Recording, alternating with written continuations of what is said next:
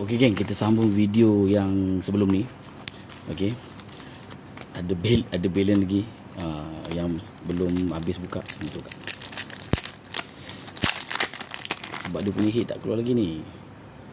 Okey, ASR, Babyfy, Smoker, Sabo, Monet, ASR,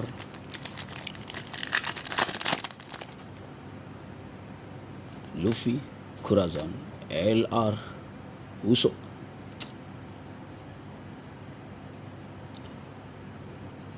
dengan Zirafa.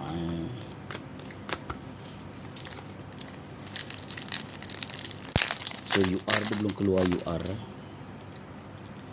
Luffy, Zoro, Kevin, ASR,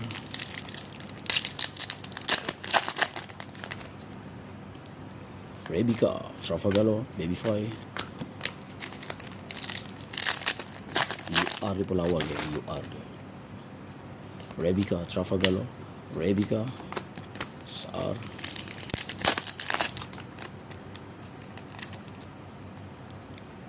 Kurazon, Viola, SSR Diamond, Roronoa Zoro. Cantik lagi.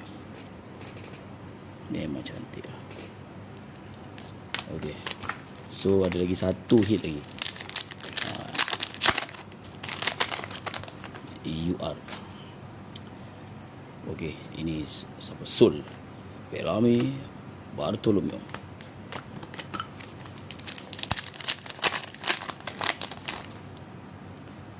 SR, Luffy, Zoro, SSR Zoro, Dog Flamingo. Takkan tak ada UR. Tak ada UR. SR, Bartolomeo. Okay. Dia ni UR Nami. So yang dalam box Dressrosa ni, dia punya hit nombor 2 besar SP dan nombor 1 yang paling besar SSP. Ketiga LR lah. Okay, LR, UR, SSR Diamond. So ni ada kad dia, satu box. Okay, akan ada 4 hit lah. Memang cantik. Memang cantik. So belum lagi nak dapatkan SP atau SSP. So dapat Zoro ni pun angam lah. Okay, LR dia ada macam-macam gambar. Dia macam-macam kan, macam-macam karakter. Okay, kad dia nipis. So kad dia murah, tak mahal.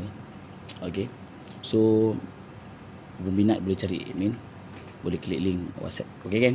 Assalamualaikum, bye bye.